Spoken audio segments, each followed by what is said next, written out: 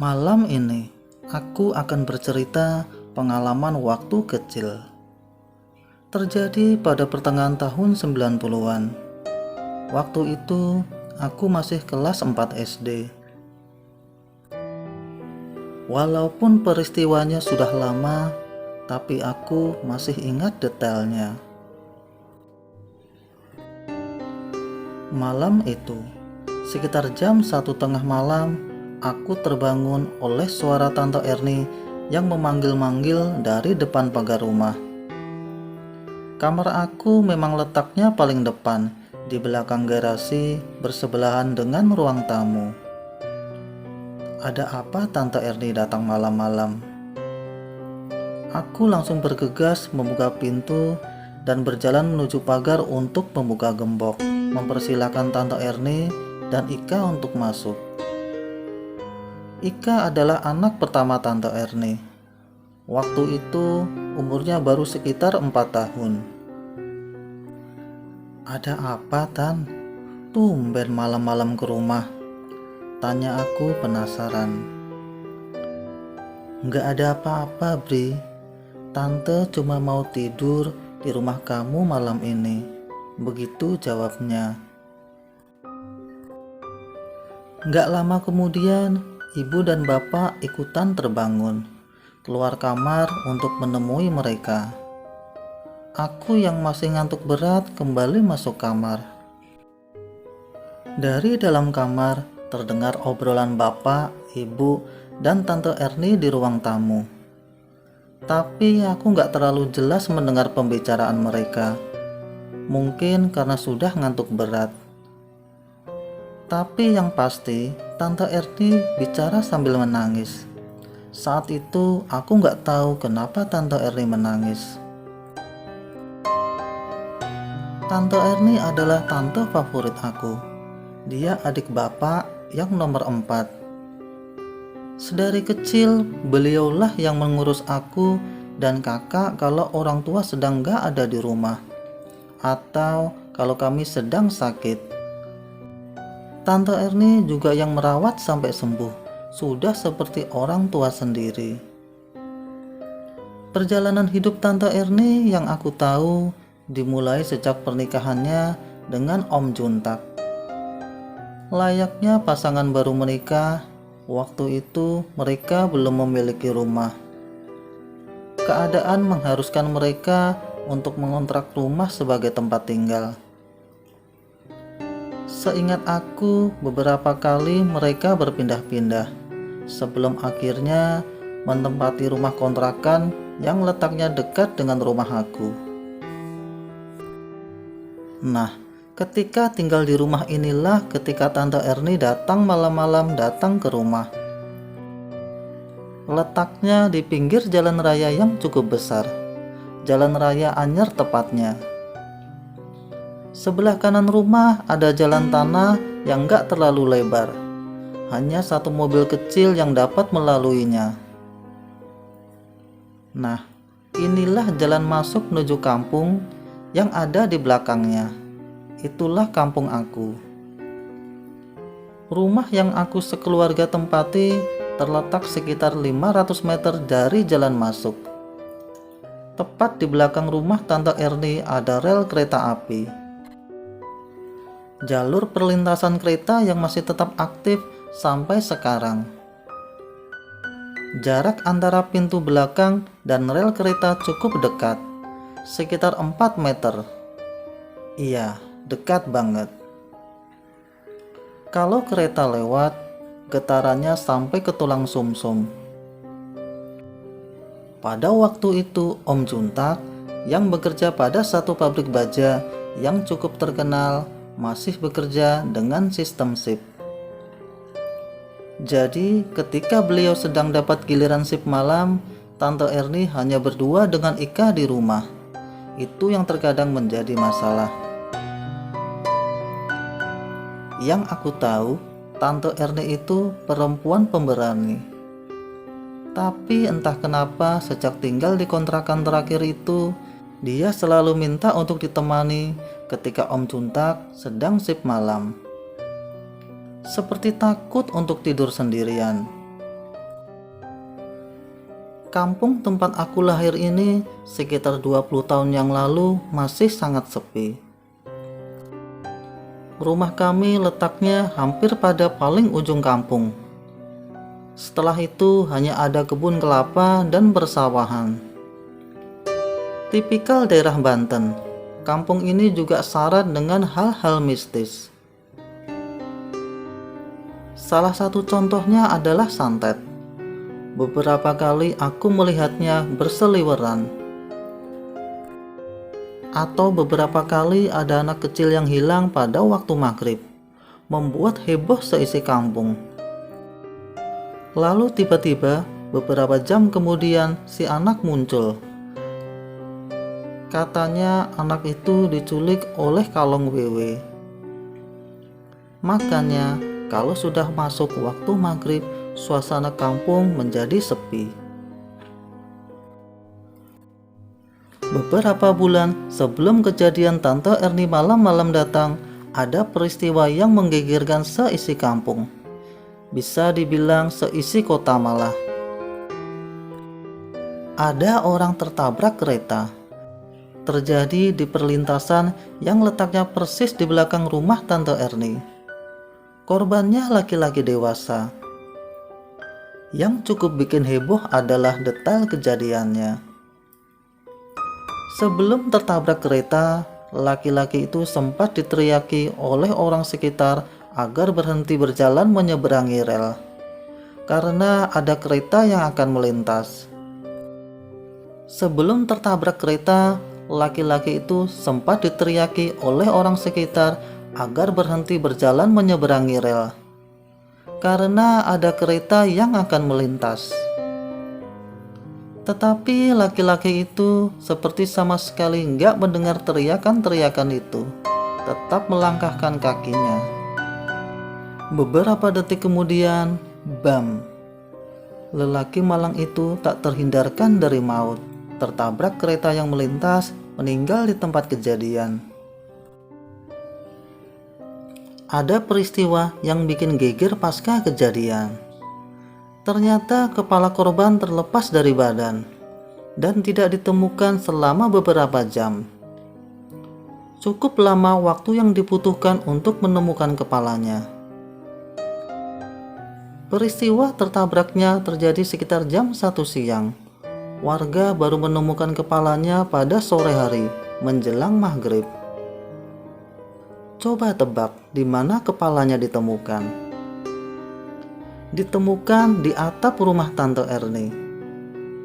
Itulah kenapa cukup lama baru ditemukan. Karena nggak ada yang berpikir kalau kepala korban bisa terlempar dan nyangkut di atas atap.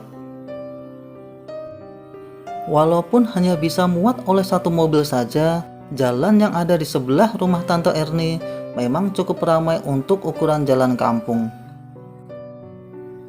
Banyak orang lalu lalang setiap harinya, yang otomatis harus juga menyeberang rel kereta api yang tanpa palang pintu dan petugas penjaga.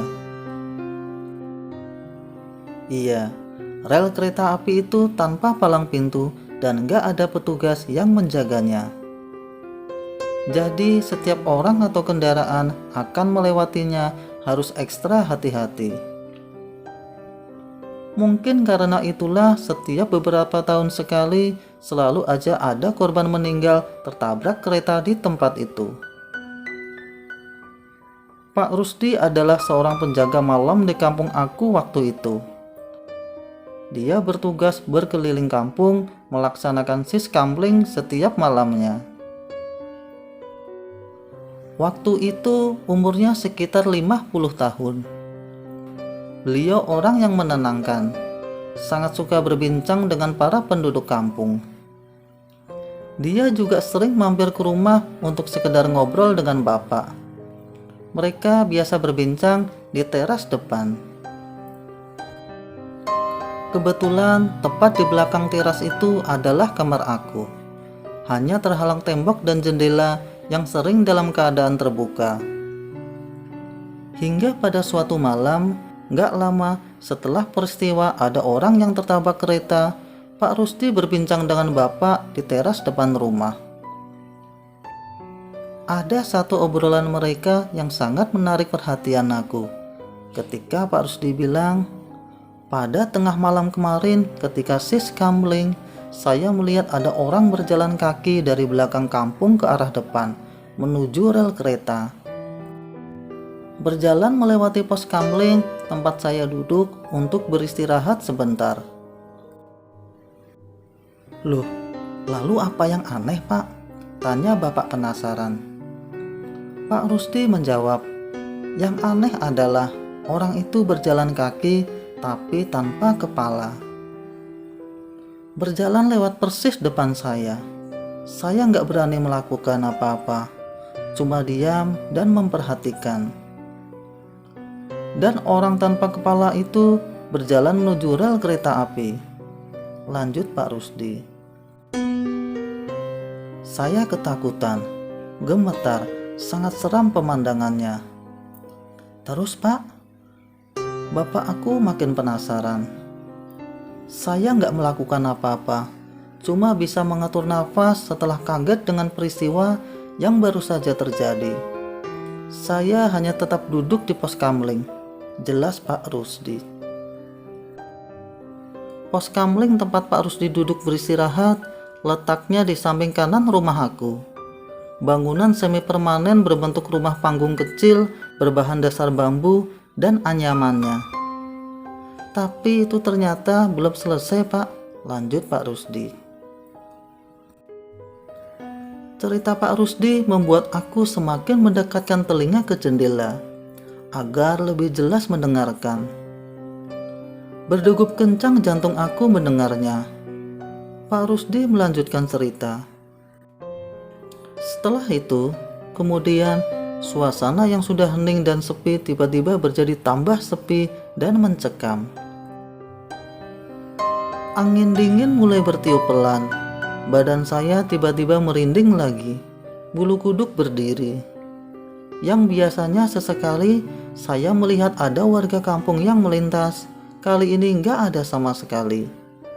Benar-benar sepi dan kosong, seperti kampung yang nggak berpenghuni. Perasaan saya mengatakan kalau sebentar lagi akan ada sesuatu yang akan terjadi. Perasaan jadi semakin nggak enak.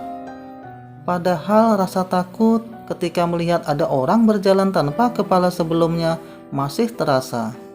Saya masih shock. Dan benar saja, dalam suasana yang semakin mencekam itu, saya melihat sesuatu dari kejauhan. Sesuatu yang berbentuk manusia, berjalan dari arah rel kereta menuju pos kamling tempat saya duduk. Orang itu berjalan perlahan. Yang tadinya hanya terlihat berbentuk bayangan hitam dari kejauhan, lambat laun semakin terlihat jelas. Karena jaraknya semakin dekat dengan tempat saya duduk. Ketika sudah cukup dekat dengan jarak kami, barulah terlihat cukup jelas penampilan orang itu. Ternyata orang yang sama dengan yang saya lihat beberapa saat sebelumnya, dengan tampilan yang sama sangat menyeramkan. Kali kedua ini pun orang ini tetap berjalan tanpa kepala. Lehernya terlihat ada cucuran darah mengalir, membasahi pakaian yang masih menempel pada tubuhnya. Ketika sudah benar-benar melintas tepat di hadapan, saya melihat dia membawa sesuatu di tangan kanannya. Pak Rusdi menghentikan sejenak bercerita dan menghela nafas cukup panjang. Dia membawa apa di tangan kanannya, Pak? Tanya bapak penasaran. Aku yang tetap mendengarkan dari balik jendela juga ikut makin penasaran. Pak Rusdi melanjutkan ceritanya.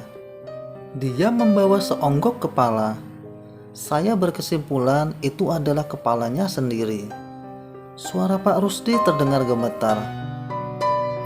Itulah pertama kalinya aku mendengar cerita tentang hantu tanpa kepala dari narasumbernya langsung.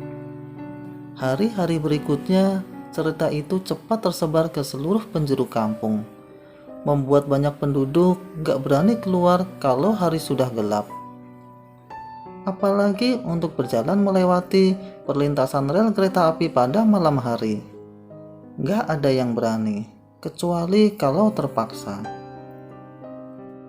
Sore itu, aku dan kakak sedang duduk di depan TV ketika Tante Erni datang ke rumah. "Kak, kalau boleh, nanti malam Cici atau Bri menginap di rumah aku ya. Kak Junta kerja malam." Begitu kira-kira omongan Tante Erni kepada ibu. Kakak langsung bilang, "Bri aja ya Tan, aku ada ulangan besok pagi." Dan aku pun gak bisa mengelak dengan berat hati. Sebelumnya aku belum pernah bermalam di rumah Tante Erni sendirian. Biasanya ditemani kakak. Kalau kakak sudah pernah sendirian beberapa kali malah. "Nanti di rumah Tante Erni jangan tidur malam-malam ya Bri. Usahakan jam 9 sudah tidur." Kakak tiba-tiba bicara seperti itu kepada aku dengan setengah berbisik. "Emang kenapa kak?" tanya aku penasaran. "Udah nurut aja, pokoknya jangan tidur terlalu malam." Begitu kata kakak sambil menutup pembicaraan. Aku masih penasaran karena kakak serius bicaranya. Jarang-jarang dia seperti itu. Selesai makan dan mengerjakan PR sekitar jam 8 malam, aku siap berangkat. Bapak, ibu, dan kakak sedang berkumpul di depan TV. "Ma, Pa, Bri berangkat ke Tante Erni ya. Aku pamit." Bapak wanti-wanti agar aku hati-hati ketika menyeberang rel kereta. Pastikan sedang gak ada kereta yang melintas. Ibu hanya berpesan agar jangan tidur malam-malam, karena besok pagi aku harus sekolah. "Kakak," dia bilang begini, "jangan tidur larut malam, jam 9 harus sudah tidur. Kalau bisa jangan tidur di kamar belakang." "Ah, ada apa sih kakak kayak gitu?" gumam aku dalam hati. Aku berangkat. Tante Erni membuka pintu ketika aku mengetuk pintu rumahnya, lalu mempersilahkan masuk. Rumah Tante Erni ini adalah rumah petak yang memanjang, gak terlalu besar. Paling depan ada ruang tamu, terdapat sofa dan meja segi 4 di tengahnya. Ada TV juga di ujung ruangan. Ada lorong panjang pada sisi rumah. Di sebelah kanan terletak 2 kamar yang bersebelahan, kamar depan dan kamar belakang. Hanya ada 2 kamar itu saja di dalam rumah. Di belakang ada dapur dan kamar mandi. Di paling ujung ada pintu belakang yang apabila kita membukanya langsung berhadapan dengan rel perlintasan kereta. Hanya berjarak sekitar 4 meter. "Bri, tidur di kamar depan aja ya. Sudah tante beresin tuh. Biar tante sama Ika tidur di kamar belakang." Begitu kata Tante Erni. "Iya tante, kebetulan," gumam aku dalam hati. Aku ingat omongan kakak. Dia bilang kalau bisa jangan tidur di kamar belakang. Setelah selesai nonton TV dan mulai mengantuk, sekitar jam setengah 10 malam aku masuk kamar. Sementara Tante Erni dan Ika sudah masuk di kamar belakang lebih dulu. Lampu ruang tamu aku biarkan menyala, karena Tante Erni berpesan agar lampu jangan dimatikan. Di kamar aku menggunakan lampu kecil, lampu besar dalam keadaan mati. Suasana jadi sedikit redup. Pintu aku tutup, tapi nggak terkunci. Suasana malam itu awalnya biasa aja. Aku nggak merasakan ada hal-hal aneh yang mengganggu, kecuali suara kendaraan yang kadang melintas di depan rumah. Oh iya, kereta yang terakhir adalah kereta jam 10 malam. Setelah itu sudah nggak ada lagi. Baru kemudian melintas lagi jam 5 pagi. Sehingga setelah jam 10 malam, suasana jadi benar-benar sepi dan hening. Kamar berukuran kira-kira 3 kali 4 meter itu nggak berjendela. Di dalamnya hanya ada kipas angin, meja, lemari, dan tempat tidur. HP belum ada, TV nggak ada. Aku hanya bisa melamun menunggu terlelap. Sambil terbaring di tempat tidur, iseng menghitung jumlah plafon motif bunga yang ada di langit-langit. Sesekali terlihat cicak di tembok yang kadang diam, kadang berkejaran. Semua dilakukan sambil menunggu kantuk datang. Goyang-goyang kaki, guling sana, guling sini. Jarum pada jam dinding sudah menunjukkan pukul 11 kurang 10 menit. Aku masih juga belum terlelap. Sesekali terdengar suara kendaraan melintas di jalan depan rumah. Jalan yang memang tergolong jalan besar, yaitu Jalan Raya Anyar. Cukup lama bengong dan melamun gak jelas seperti itu, sampai suatu saat di mana keadaan berangsur berubah. Tiba-tiba suasana menjadi sangat sepi, gak terdengar suara sedikit pun. Udara kota Cilegon yang cukup panas dan gerah tiba-tiba berangsur jadi sedikit sejuk dan dingin. Ada tiupan angin semilir yang mengalir masuk melalui lubang angin di atas pintu. Suasana itu membuat aku jadi semakin kantuk dan teramat sangat.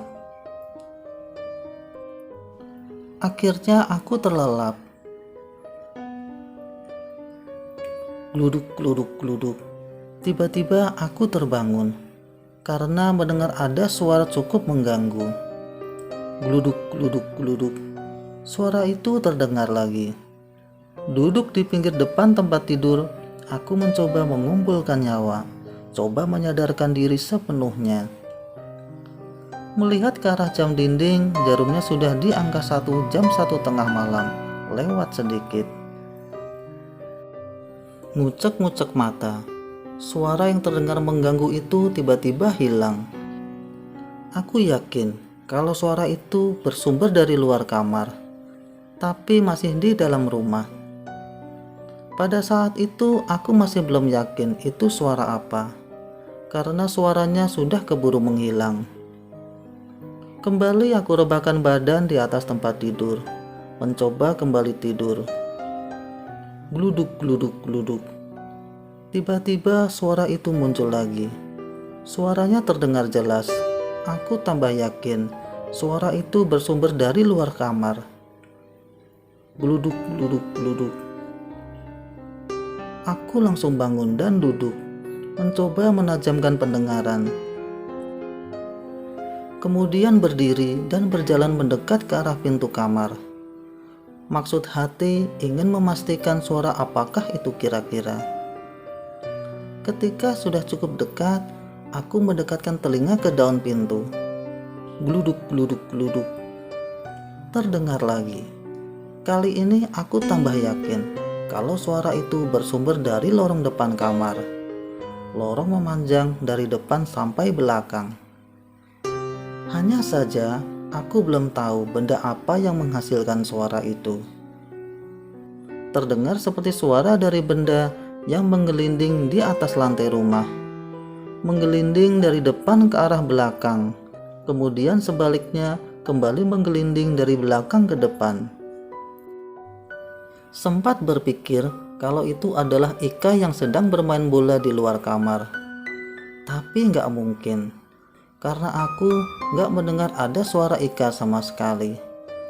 Dan nggak mungkin juga Ika bermain bola pada tengah malam seperti itu. Suara itu nggak selalu terdengar, hanya sesekali saja. Kira-kira di rentang waktu 5-10 menit. Penasaran, aku berniat untuk membuka pintu kamar dan melihat keluar. Sambil memegang gagang pintu dan memutarnya, perlahan aku membukanya. Gak berani langsung membuka lebar-lebar, hanya ingin membuat celah sedikit cukup untuk mengintip. Setelah cukup ada sedikit celah, aku mengintip keluar. Gak ada apa-apa, Gak terlihat apapun, hanya lorong gelap yang diterangi oleh sedikit cahaya lampu dari ruang tamu. Karena gak ada apa-apa, aku langsung menutup pintu. Tapi beberapa detik kemudian suara itu muncul kembali. Gluduk, gluduk, gluduk.